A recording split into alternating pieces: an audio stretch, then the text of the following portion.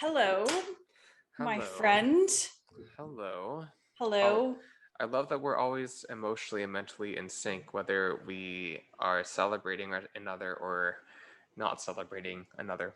I know. Welcome. On that note, welcome to getting juicy with Well, your Jewy duo. it's like, welcome to getting juicy. Womp, womp, womp. That's kind of what it feels like. I know. It's so true It, though. Like it, it really does. we live in different cities. We are synced up on our periods, I guess, for Oh some my reason. God, I know. And And I'm telling you, those that have a female anatomy, I don't know how you do it. I don't know how you do it or do I it. I do it Oh. and do it. Oh, really? I'm Now we're getting super kosher. I know. I know. I'm standing right now. So I'm like, anyone out there have those issues with sitting all day and having like a freaking pinched nerve in their groin? Because that's pretty much what I'm dealing with right now. Or standing all day and then your spine, your vertebra just kind of start to shrink. And then every time I would bind my hands behind and fold forward, working on a sales floor, every hour, I was like resetting my back the entire time. Just every vertebra just, Yeah, yeah, it's yeah. like, Oh, I God, like is that. this what it's like to be 30 almost? Let's not play the age game right now. But today I decided, okay, I'll look fairly nice on top wearing this beautiful kitten ace top, and Her then boobs look beautiful. it's the bra. It's the bra. And then I've got the sweatpants. Look at standing standing on my yoga mat. I love it. So all the magic is gone, everyone. Whoop whoop whoop. Magic is gone. But we might as well we're getting carried away with just frivolous shit. We have a guest coming back on today for the second time in a short amount of time because we just adore this man and the feeling is mutual. I definitely know that. Yes. We have Mr. Shawn Antonio back again with us. Hira, would you like to sort of give the lower lowdown on Shawn Antonio, whom you could check out his first episode? Off the top of my head, I can't recall what number that one was. It might have been 70, 71. I think it was 70, actually. Yeah. I think it was 70. Yeah, Shawn Antonio is one of those people that we've had on that I just felt the conversation wasn't done yet. And Yep. I thought versus waiting for a future conversation in months of time to actually have them back sooner, be able to continue the dialogue while the energy is it would still be just as fresh, but not as stretched out, I guess you could say. So Shawn is a life coach. He's a motivational speaker. He has many different business endeavors, but I would like to say primarily he's a life coach and motivational speaker, and very prolific, I would say, in some ways, of just being an overall ball of light. Oh my goodness. From a different planet, and showering his people, I would say, the people that he lets into his life with wisdom beyond articulation. I can't articulate the kind of spirit he is, and having experienced a service of life coaching from him, I can assure you that he is worth of every investment, every amount that you can provide a man to give you some perspective that you might not think about on life, especially when it comes to being your own victim or being your own worst critic or enemy. This is someone that has been able to go through that themselves in their own respect, but also therefore can share such a life a perspective on life with whoever he speaks with that's priceless. Well, and he's gone through so much himself, and he spoke about that in the first episode. I mean, it's no no secret because he brought it out, not pretty early on in the episode, but in the episode, he was wrong. I mean, it still stuns me to say this. He was wrongfully accused of murder. Yeah. I mean, I don't know if it was in Los Angeles, but in California. I mean, fuck, he's been in jail. Like he's walked all these paths, and he has continued to persevere and rise up and just, yeah, beautiful human. He's one of those people that you meet for the first time, like Hero and I did, wasn't even that long ago. And he'll randomly, we don't even know each other that well. And same with Hero, he'll randomly like WhatsApp both of us individually, just like, hey, how are you today? Like, who does that? It's magical, really magical. It's true. Yeah. So before he hops on, because we started doing this a couple episodes ago, we changed the question in our podcast format at the end of the chat with our guest. It used to be, if you were a favorite juice, what would you be and why? But now we kind of have like throwing the balls up in the air of like, what's juicier, this or that? And I love it because some people actually think of it as juicy as in like a fruit juice. Yeah. But for me, it's like, it could be like Jewish. It could be like who has more chutzpah? What is more chutzpah? Who knows? There's like lots of different, who knows? But anyway, my question for today, I think for him, which just plays along the line of his line of work, because I'm thinking about trying to tailor this to the guest, right? So would be it, and we can answer this right now if we have time before he hops on. Who is juicier, Tony Robbins or Wim Hof, the Iceman? Now, I know they're like in totally different camps, but I think it's just like, it depends on, they're both motivational dudes, right? Yeah. So it's like, what's your style? What's your shtick? So who do you think is juicier, in your opinion? With the minimal that I know about each individual, and I do know who they are and what they are known for, I would have to say, I'd say Wim Hof, because like jumping in a fucking bath of ice, I mean, like, come on, man. He's a character. You know, the thing I find with Tony Robbins, and I feel like, and I'd have to agree with you, and I think Tony Robbins is amazing in his own right, and he's, you know, helped to change the lives of millions of people. Same with Wim Hof, very, very, very different. But I feel like Tony Robbins is a bit more scripted, feeling, and which is probably true as a presenter. Yeah, and Wim Hof is just way more off the cuff, like, type of dude. So I don't know. That's my answer, which is great because we finished the question. Perfect timing. What's the question? Oh my god, it's Priyanka from Drag Race Canada. How are you? Just kidding. Similar energy. What? There's a similar energy, like Mark from first winner of Drag Race Canada just comes and is like, "And Priyanka, bitch!" Like, "Get pasa, bitches!" Yeah, exactly. Exactly. I love it. Hi, guys. Hi. How Great are to see you? both of your faces. I'm extraordinary today. Like, just all cylinders firing. Just it's amazing. Amazing. When is it ever not that way though, Shawn? Like, are there days? Sundays. Okay. I practice decompressing. I suck at it. I'm not great at it yet, but I practice like not touching technology, with the exception of our TV playing music or whatever, dance parties. But I practice like vibrating down, which is like, I'm always disenergetic, but on Sunday, I actually practice different things, like not talking as much, listening more, and just like being with the energy of the day. Like, I practice a lot of reading so I can just like slow down my vibration, you know? Love it. Yeah. Well, that's actually interesting question to kind of get us started. So we know we've had you on not that long ago. So there was a pretty good introduction and full episode for people to get to know you. Yeah. And you can introduce yourself again, but just with your energy, I guess I just got curious about whether you ever burn out because of your high energy. Like, I mean, it can be, it's this phenomenal gift that you have, but that could go in one direction where I'm just curious. Yeah. Oh yeah, I'll totally answer that question. So first of all, guys, I missed you. Great to see you both. And guys, everybody out there watching, welcome back. Woohoo! So I'm Shawn Antonio, and I love these two humans. I'm so happy to be back on Getting Juicy. And I'm a life coach, motivational speaker, and author. I dedicate myself to change people's lives. That's why I was born. I'm living my purpose, and I'm having so much fun doing this. Watching people's lives explode because of my words and guidance and tools and tips and being there for people. That's the coach I am more than anything. All of my clients would say that I'm there for them. So that's the kind of life coach I am. So I do that 5 days a week, sometimes 6 and 7, depending on the week.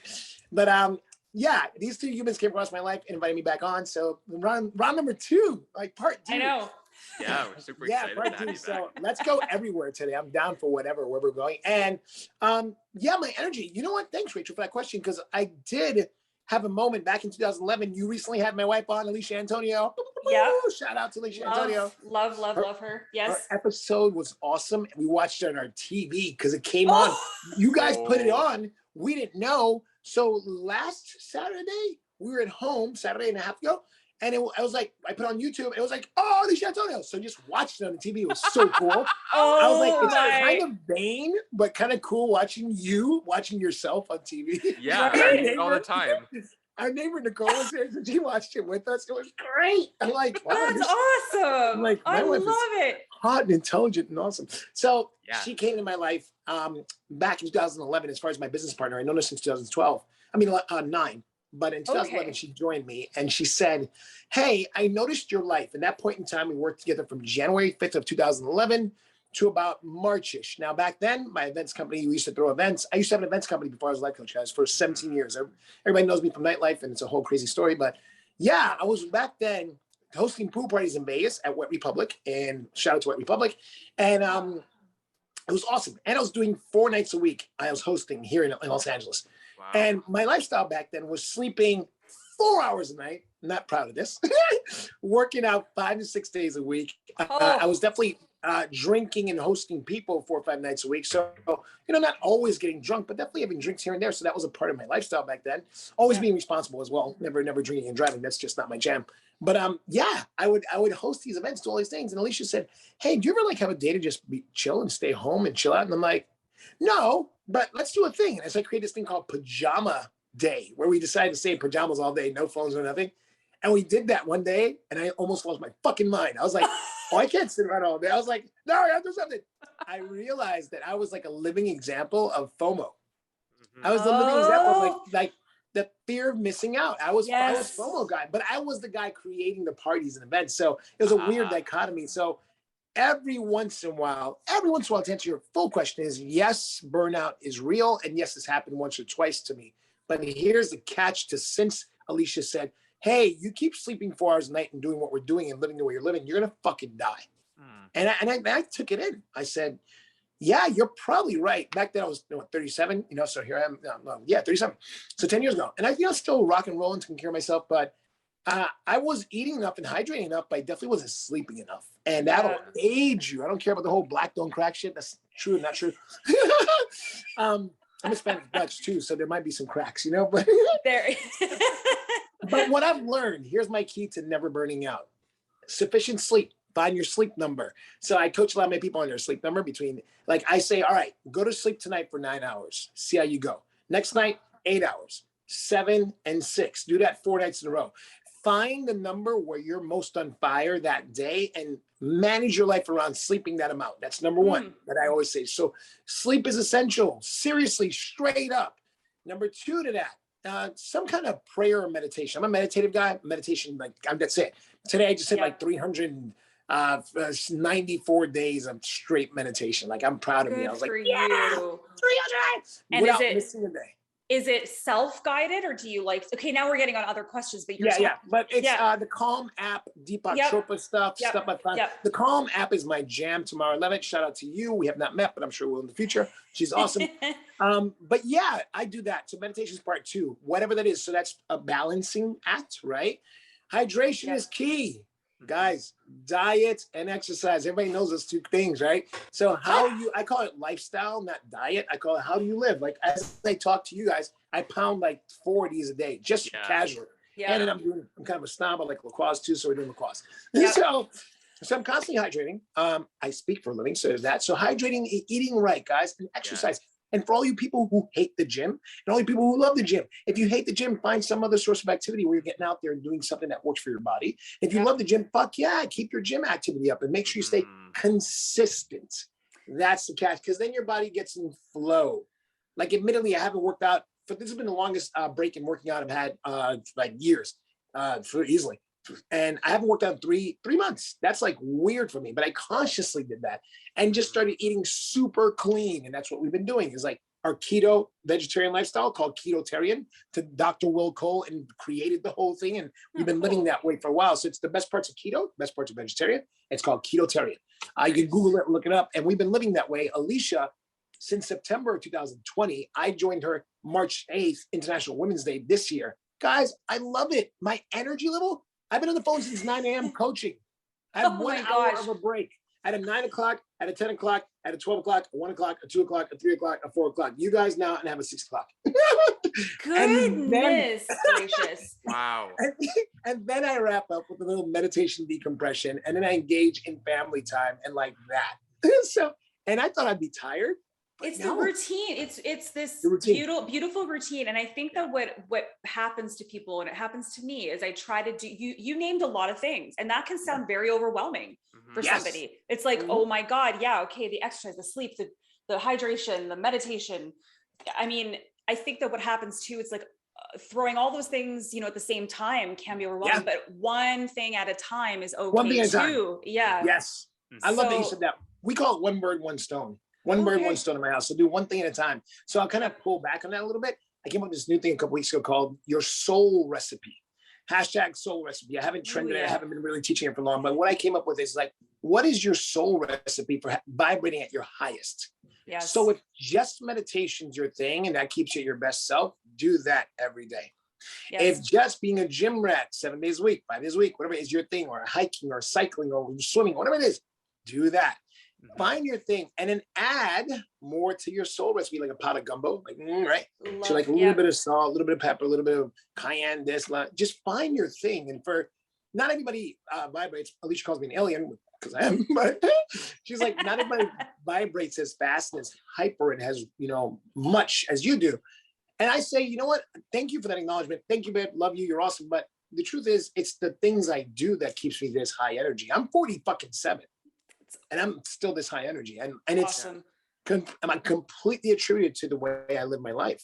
And I set boundaries and I set, not boundaries, but agreements with myself. So I make agreements to honor my alarms, to honor my commitments to myself, whether I tell you guys live or anybody in my world, like I'm doing this thing, I honor it. So when next time I see you, I'll be like, hey, remember the other? Yeah, I did it.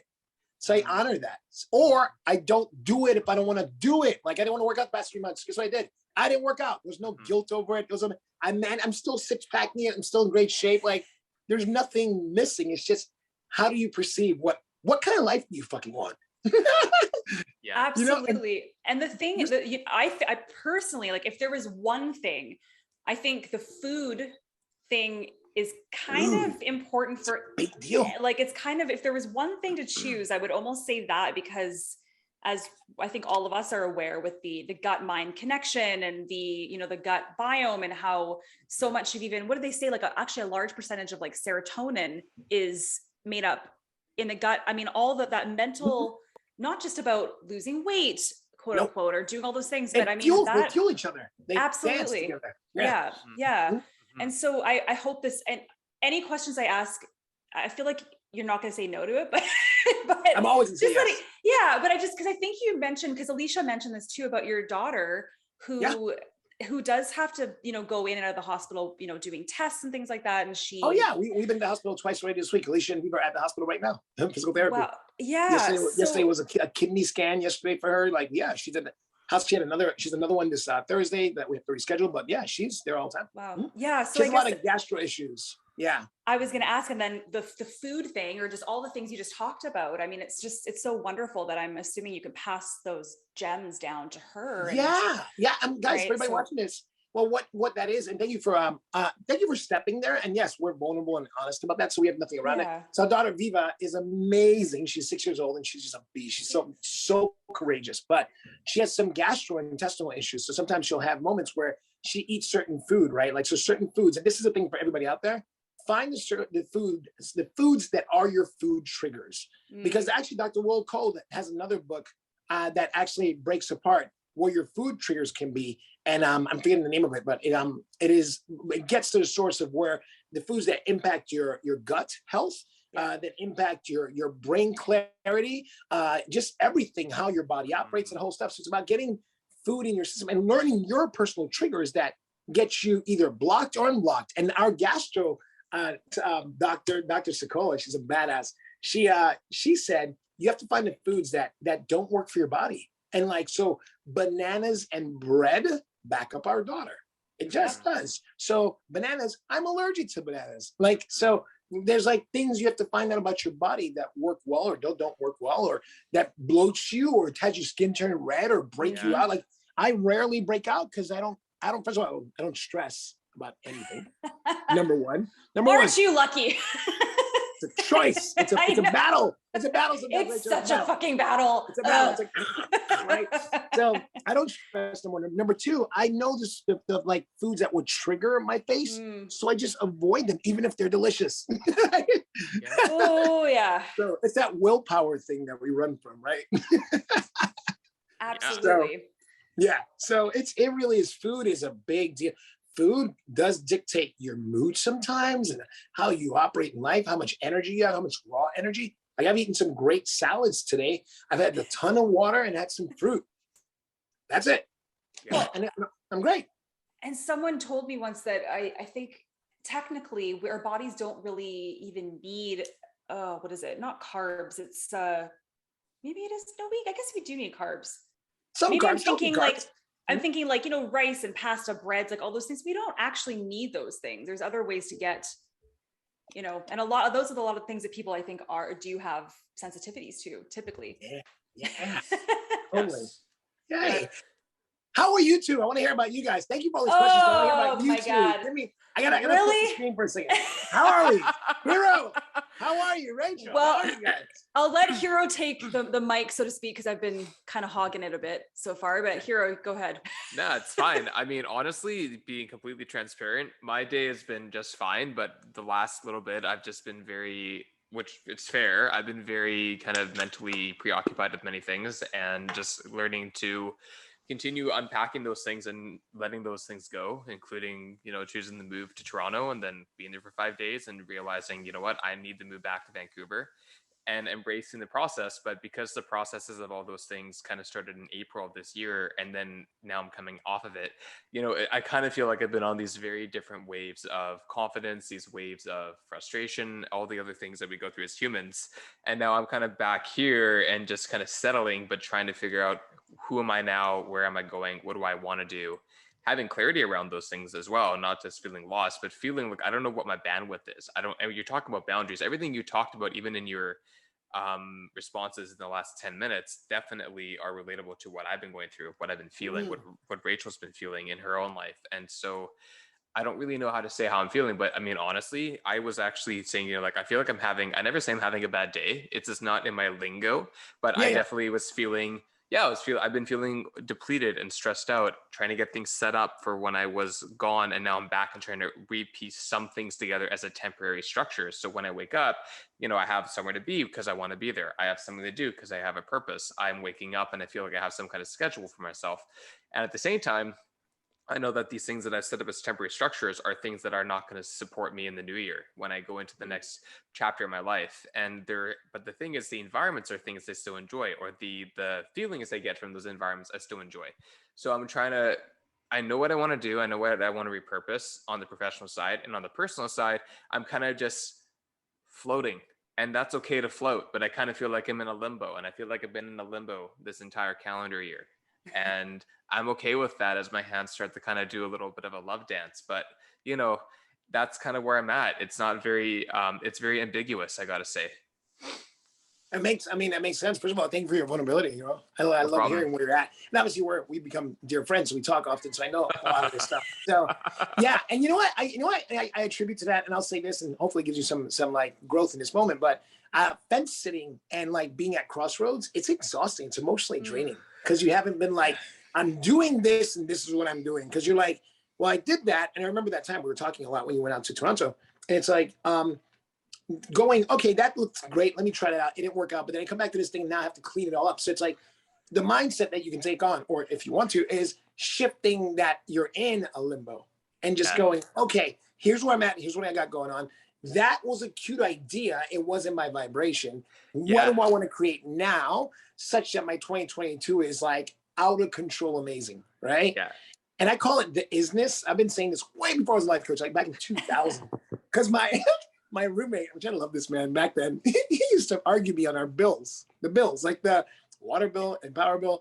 And one day it came, and the bills came, and I'm like, here's our bills. And he goes, I'm like, I need half of it from you. He goes, why am I paying half? I'm like, because you're having my roommate, and then you and I. He goes, I'm barely here. I'm like, so do we want to compare hours where here? You're paying the bills? So I was like, hey man, I'm like, that's me. And I was actually giggling this. Like, I was like, wait, are you arguing me like on a $30 bill and a $40? I'm like, dude, this is the isness. The isness is that this is $40.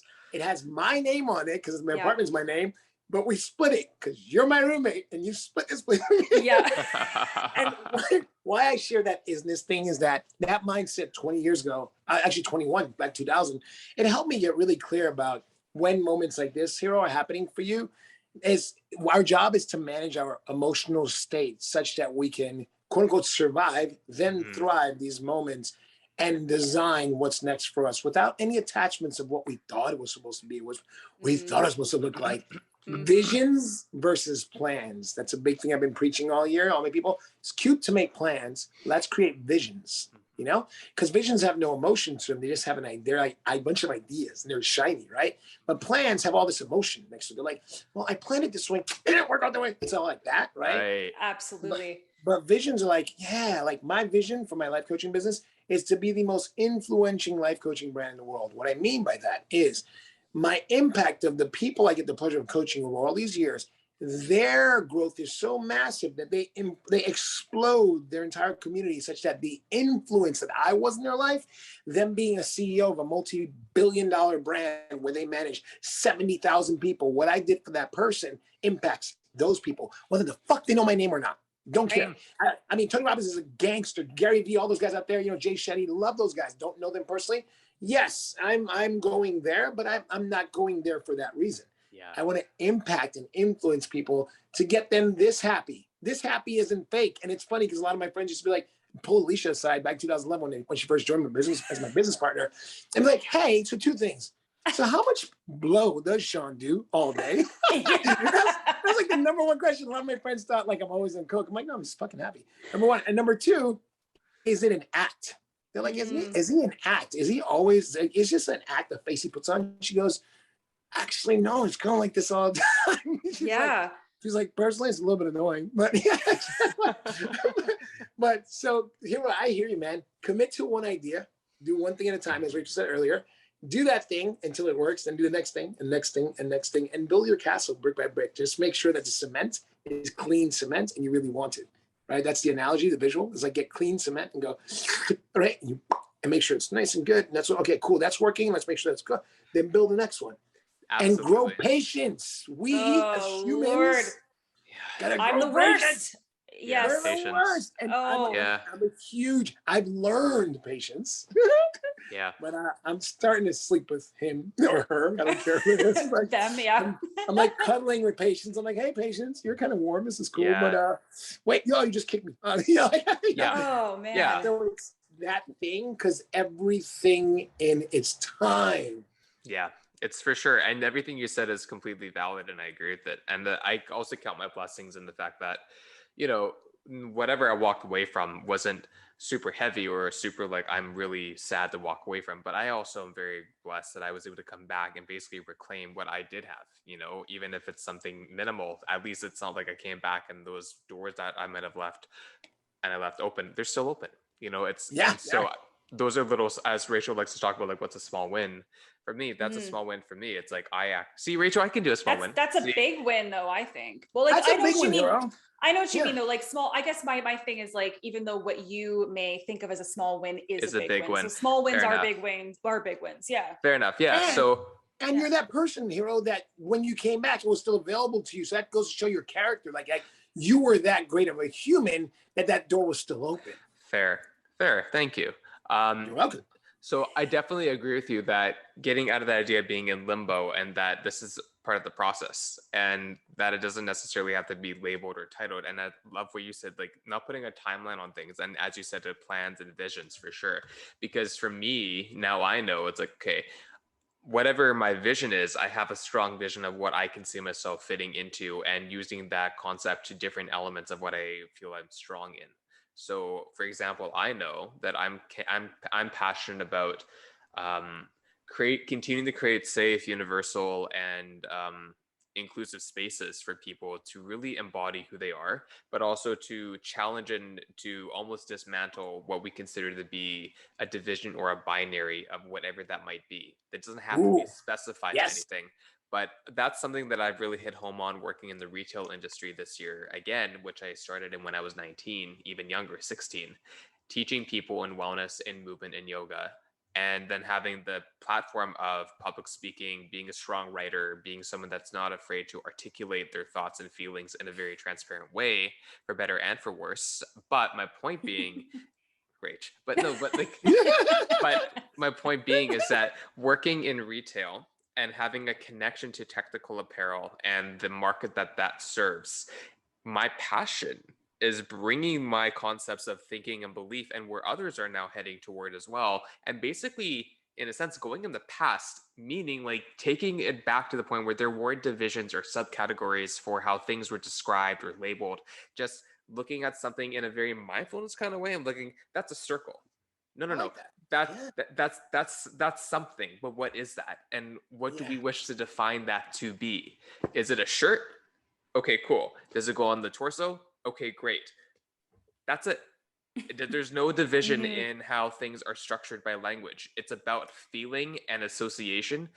And even if that's going to take time and work, and I might only know it from another side, that's what I'm passionate about. And I that's not love just that. in retail, it's also in teaching. It's like, is this a shape or is it a feeling? And so, how do we bring that to take away what people say, I can only do? Same, I said I was in limbo. No, I'm not. How do I take and dismantle the things that people separate and put in boxes, including in the queer community? Like, I'm a bear, I'm an otter, I'm a jock, I'm a twink. Like, no, I have cells in the body that are water and blood, and that's really it. Like, how do we take That's apart what, the descriptions of everything? And Ooh, yeah, that's I really like that. challenging. that's All such a right, yeah. good point. For some reason, we are obsessed with labels. We're obsessed with labels. We're obsessed with needing to have a reason or an explanation for everything. It's like, Mhm.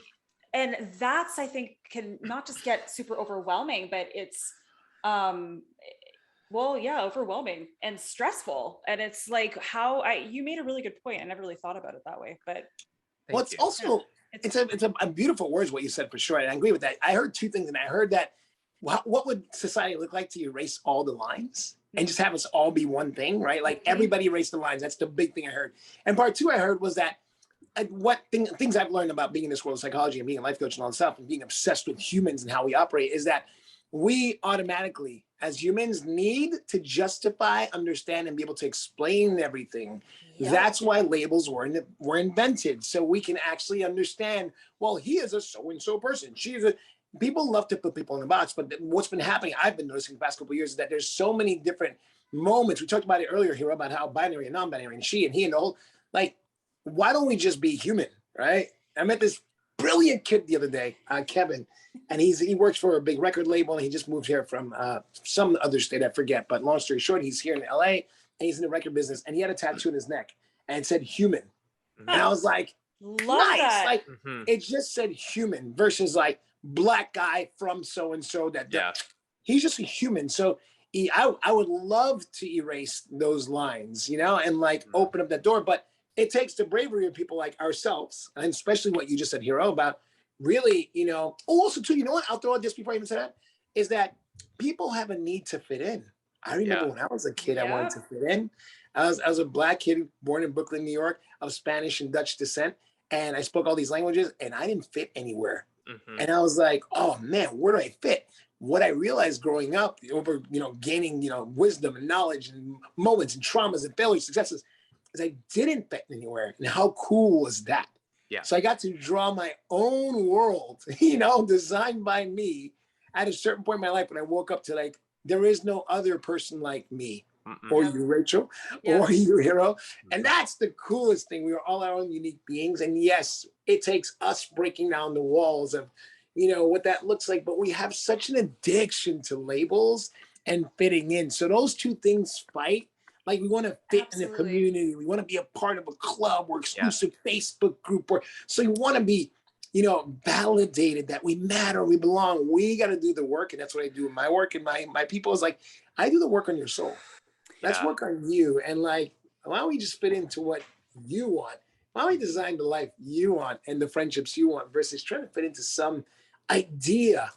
Because you get to the idea, whatever your idea is, whatever you got told growing up that you should be or you should fit into, you get there and you're like, Yeah. Yeah. You're like, what what's now? next? Yeah, exactly. Well, Yeah. and I think that kind of seeps into the, like, even now with, not that we're going to talk about coronavirus, but like, okay, now there's a potentially new variant and there's all these unknowns. And we're so used to, like you said, needing labels, needing answers, needing definite solutions. Yes. Like just because so many things are at our fingertips, that what I'm struggling with and what I've always struggled with is, well, what do you do if things, if you don't have the answer, or if you don't know? Because you know what? Life is just a fucking box of, not even a box, it's a explosion of unknowns. That's what it is. And it's something that I heard a long time ago was, actually, I think it was Pema Chodron, if you know who that is. Cool. Yeah. And she said, I don't know her. She's not my homegirl. I wish, right? I'm like, yeah, what's up, Pema? Well, yeah, we were hanging out last week. No, right. But she said something about, like, instead of learning how to be grounded, why don't we learn how to be groundless? Live with groundlessness instead of grounding. I said the same thing the other day, today, actually, to my friend in a similar way, which I said, it's not about being rooted or planted, because we're not. It's a matter of how to flow. And then I thought, then of course, Shawn came into my head. I'm like, oh yeah, wait, Shawn flow. Yeah. Shawn talked about that.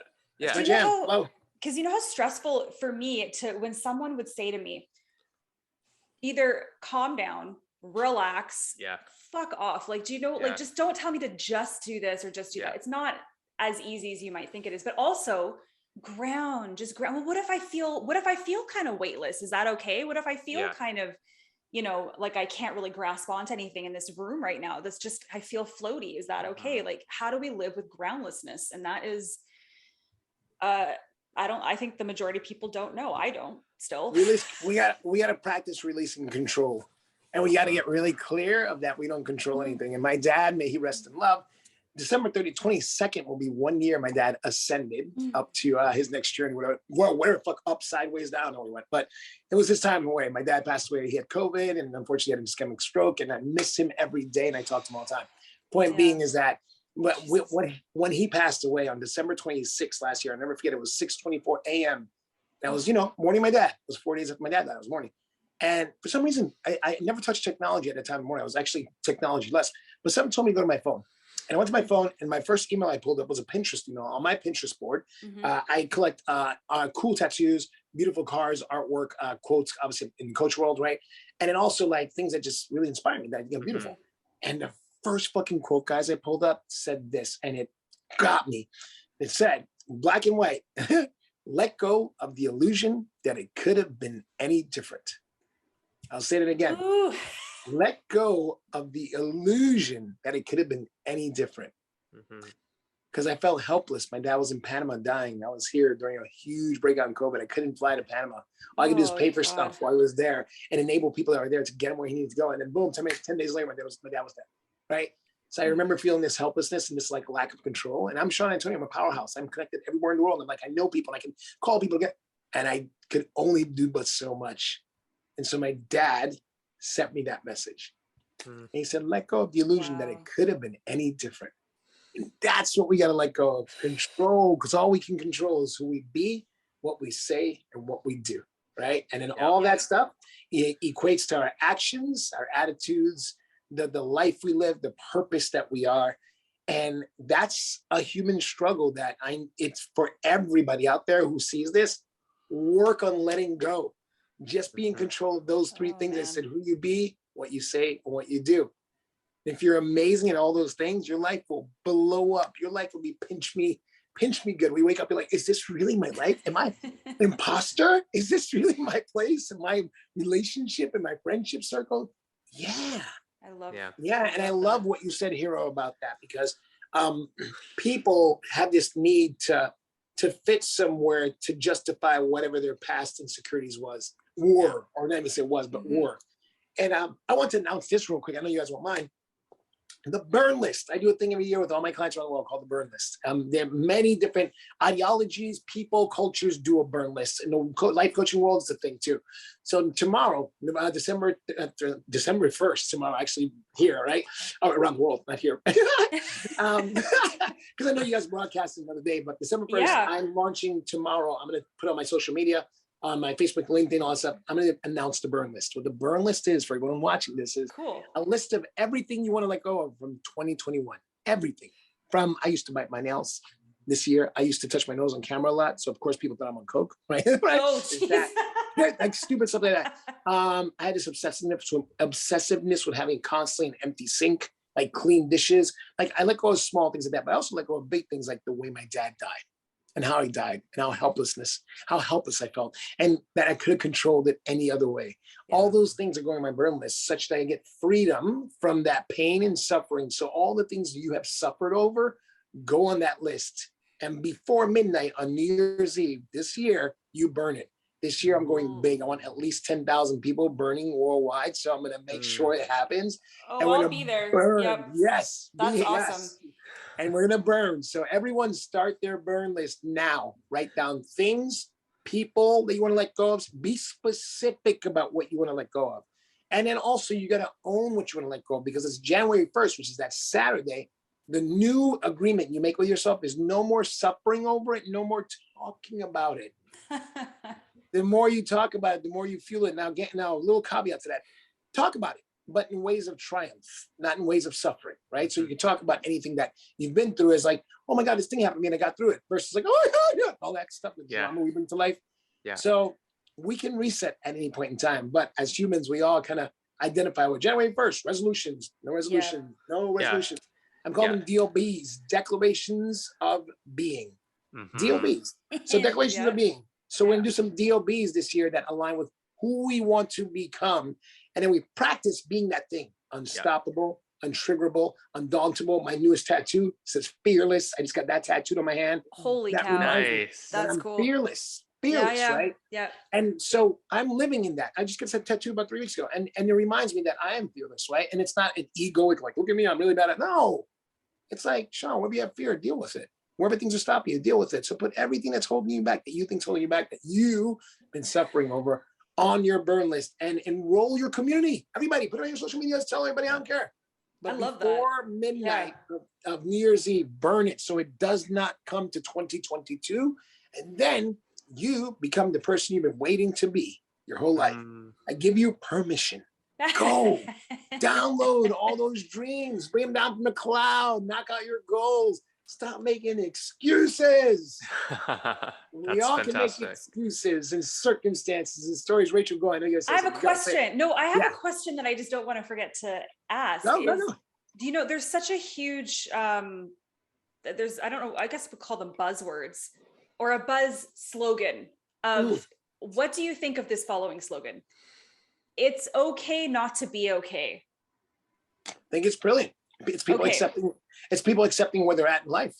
It's a mental health statement. What I think though, too, I'm throwing like probably a pessimistic swing to it, is I think it allows people though to maybe it does allow people to not be okay, but also that it's like, okay, well then maybe I don't have to try to not be okay. I can just wallow in the not being okay. The monotony, so like I don't know how positive that statement is. I mean, I can. Okay.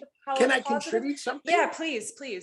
So when I hear it's okay to not be okay, it's somebody admitting their life isn't working the way they want it to, whether it's mental health or their job, their relationships, or whatever, their own self-care. What I hear is you admitting that there's a problem and then taking action to change that. That's the follow-up to it. Like, it's okay to not be okay, but as of this moment, I declared that. Now I'm going to do something about that okayery. That's not a word. But I'll say again, the okayery. Like the like okayness of your life, because if you have breath in your lungs and you have the ability to go do something, you're able-bodied, even when you're not able-bodied. I have a bunch of friends who are like physically challenged and they're beasts. So so I hear you, and I hear what you're hearing is like a past to be lazy and living the excuse and not do that. Yeah. I hear bravery. And maybe it's because I'm wired the way I am, but I hear like, oh, that person said they're not okay. How can I contribute to their life? to get them to whatever that is. And not just me coaching them, but just a smile, a connection, a hey, what happened?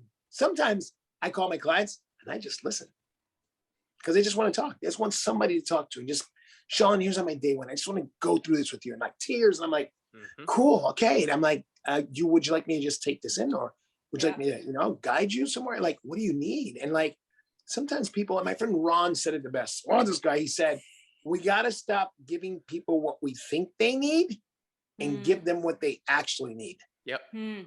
Yep. Don't assume what someone's going through. Absolutely. You have incredible intuition, by the way, because I said to Alicia that I was having one of the shittiest of shit days a few weeks ago, and you just happened to like totally, I'm saying random, but it wasn't, I don't think it was random. I felt you.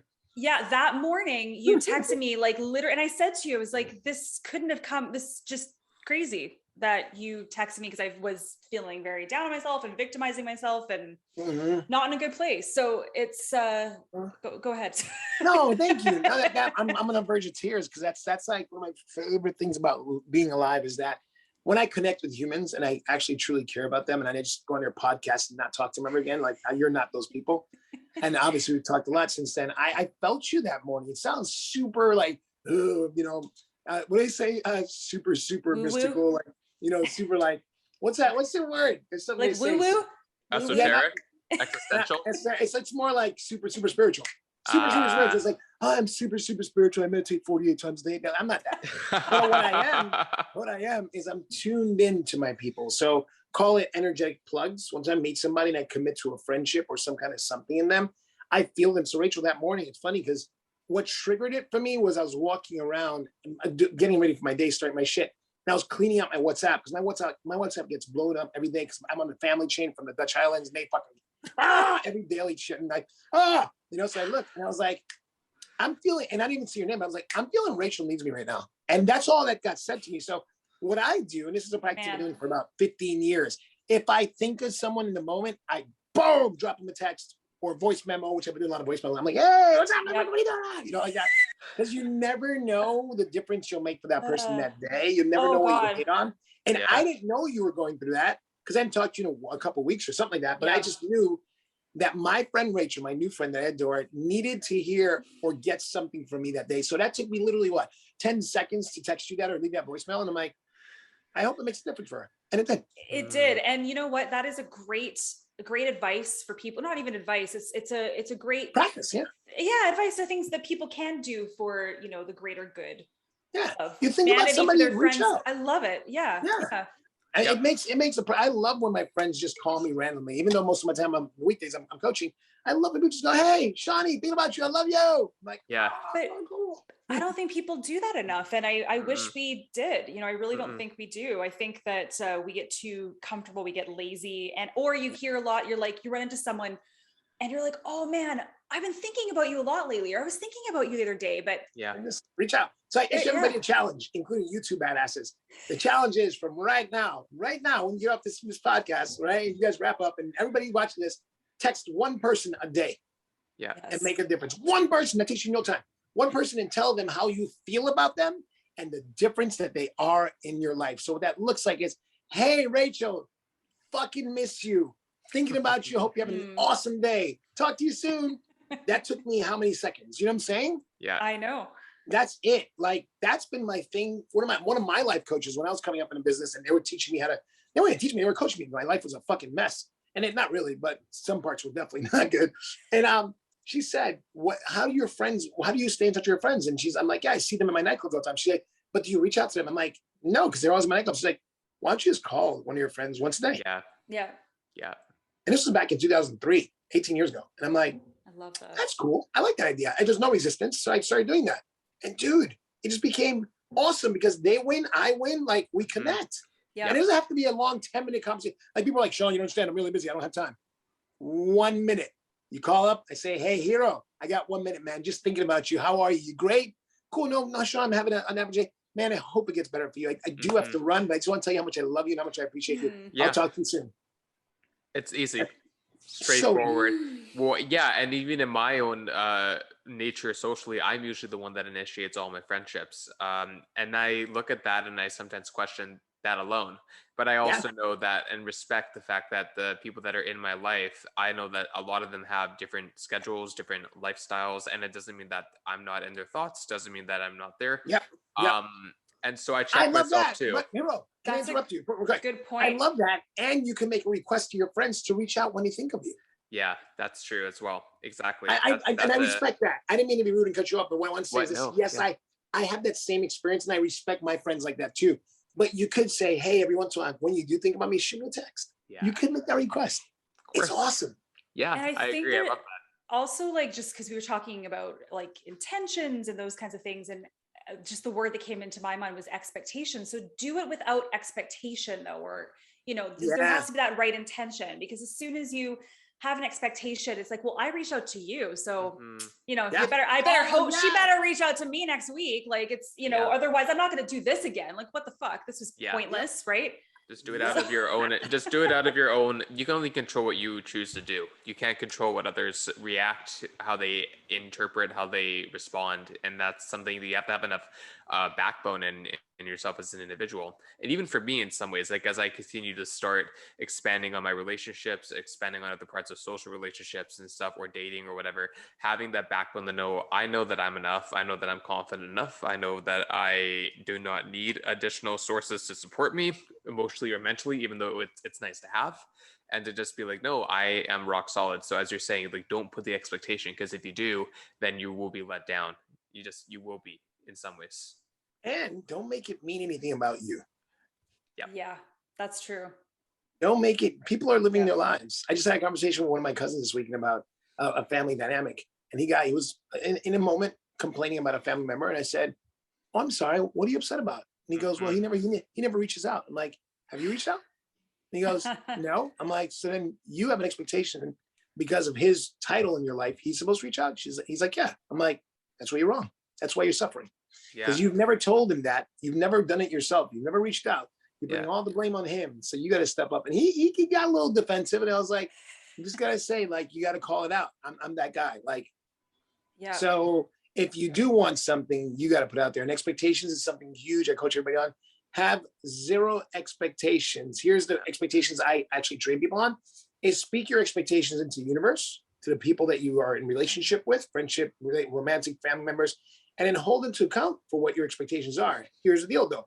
Be unattached to if that they meet your expectations. Yes. And be realistic with it. Don't fucking be a hardcore, like, strict person. It's like, oh, you didn't call. I just had to fire a friend a couple months ago because he said I didn't call him back.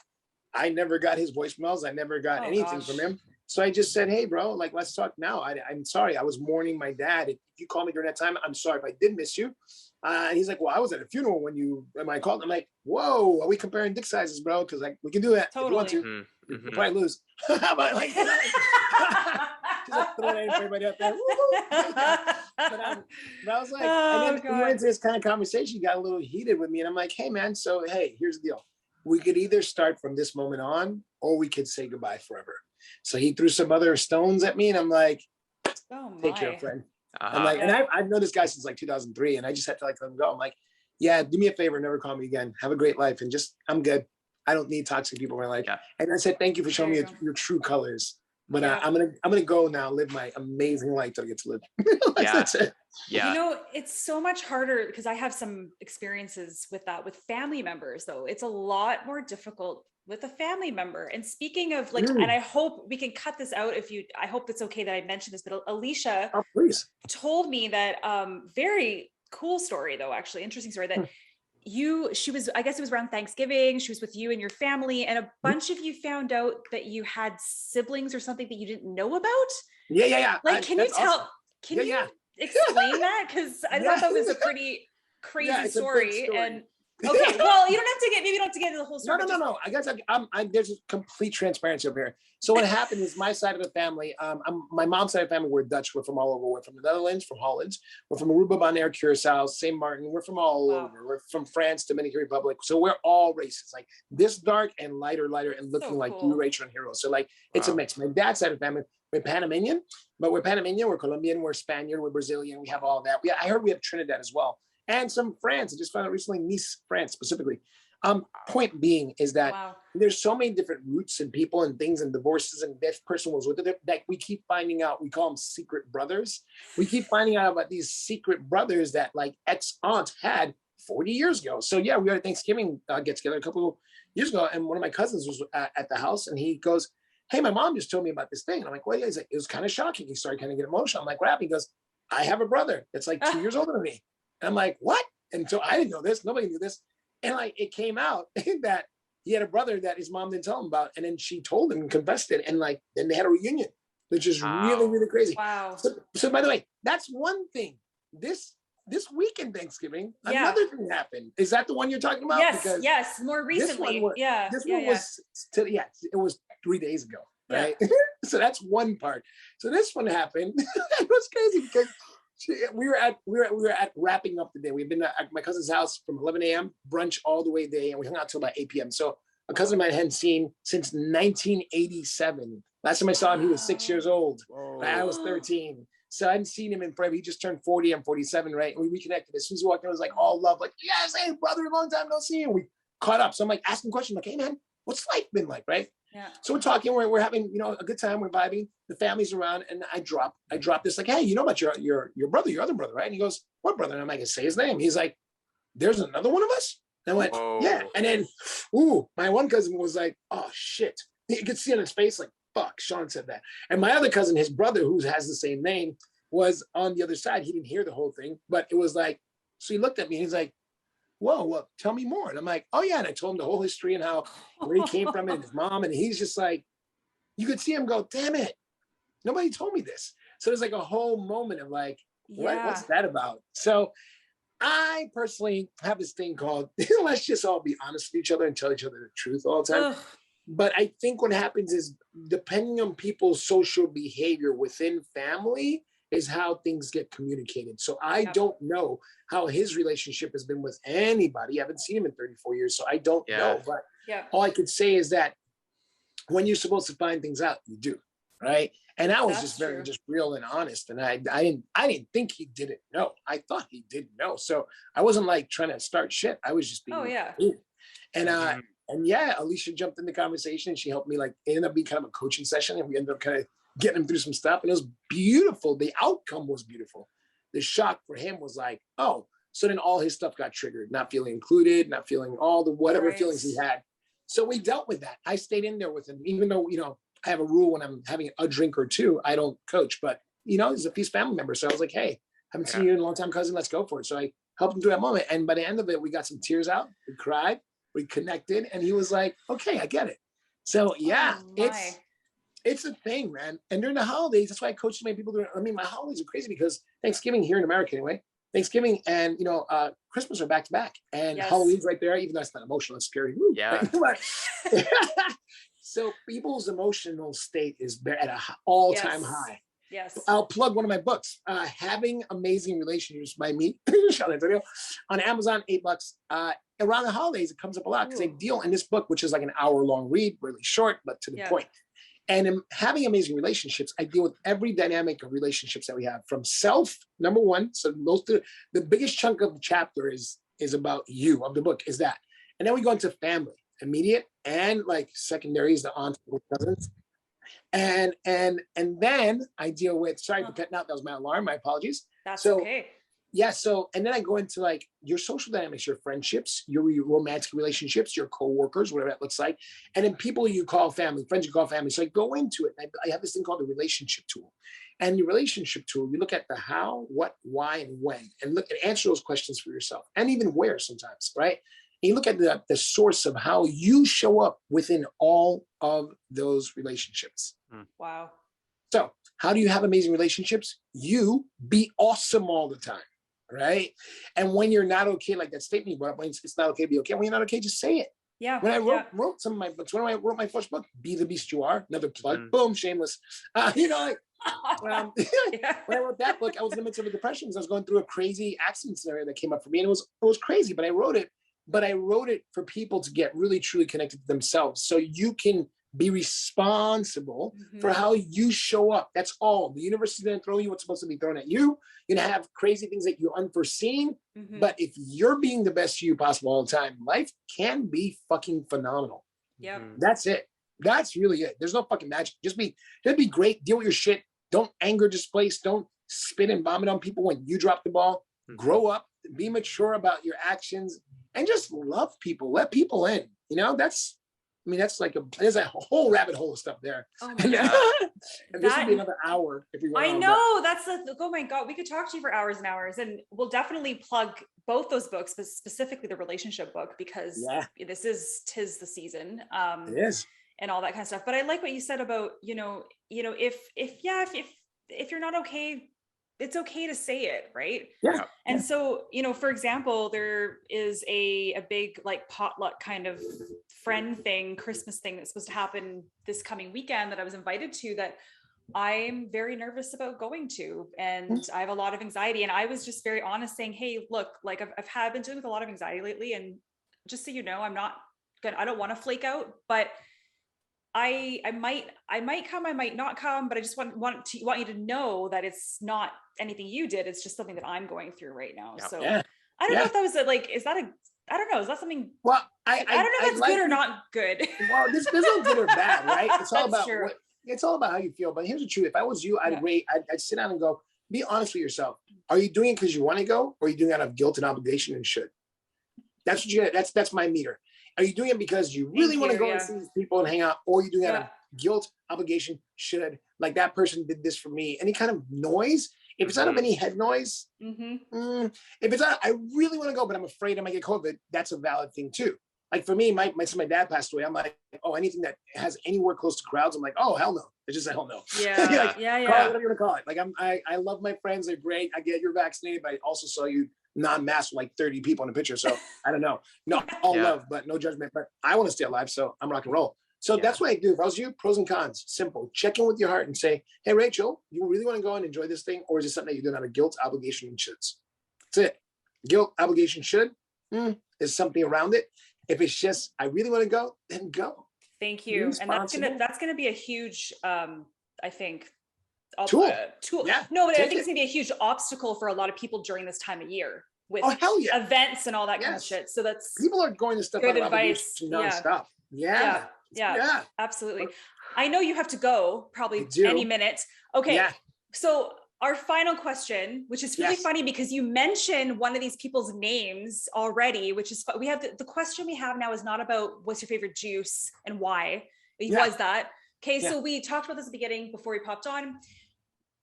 Take this as you will.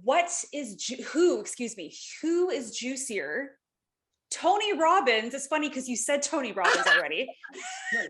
Tony Robbins or Wim Hof? Oh, that's crazy. I gotta go. I love what Wim Hof does. Tony Robbins all day. Oh, okay. There you go. Yeah. I go Tony Robbins. I just love what Tony has done for the world of people and his impact. And I also love what Wim Hof's done, but I've been more, I haven't done all of my research on Wim Hof, but I've heard what he does and I heard he's a badass. So I'm Tony Robbins, just because he opened up the gateway for people like myself to like really step into, this is what a life coach can look like. Anything. A person that studies the work, gets in there, deals with themselves. I had to deal with myself first before I can put the moniker life coach on myself. So yeah, it was gnarly. I had some shit. I didn't have any secret brothers, but when my cousins that you know of. That you know of. Yeah, I know. I know that, right? I know him. So I don't know, guys. What I'll leave you guys with is that you guys can all find me at ShawnAntonio.com. It's SHAWN. Antonio's the last name, ANTONIO. So I'm doing this really cool thing with Bob Conlon coming up this Thursday. You guys, I don't know if you're up, not called Forge Your Purpose. And it's gonna be something I'll put up out there. It's about men's mental health. A lot of men are committing suicide. Don't get their pride and ego doesn't let them go and help mentally. So I was also a spokesperson for Movember, an influencer, hence my mustache. Yeah, and Movember, I grew a mustache from Movember. So thank you. So I was rocking Movember gear and hats and all types of fun stuff. So thank you for that compliment, Rachel. But guys, here's what I want to say to leave everybody. Take care of yourselves the rest of this year. Like really, get rid of anything that's not working in your life. So 2022 can be amazing. And then 2022, live your fucking best life. Or as Paris Hilton says, slive. Slimming, which is the art of Mhm. slaying and living your best life. Like, let's do that, man. Like let's all do that. How about I challenge all of us to like have our best year yet? Because we say so, we took the actions and we were fucking fearless, right? Like, go and be that. That's what I got. That's my mic drop. Oh my God. Thank you so much for coming back. And Yes, go ahead. are out of the water, literally out of the water, and we can't be more grateful and appreciative of both you and Alicia for all your love and support on an ongoing basis. Yep. We feel very privileged. Absolutely. I love you both, guys. It's great to be with you Thank guys. you. Happy Thank everything. you. I'll be in touch with you guys later this week because I love you both. I want to get in a call with you guys. Okay. All right, Okay, sounds good. Thanks, Shawn. Thanks for having me Shawn. on. See you guys soon. Bye. Bye. Bye.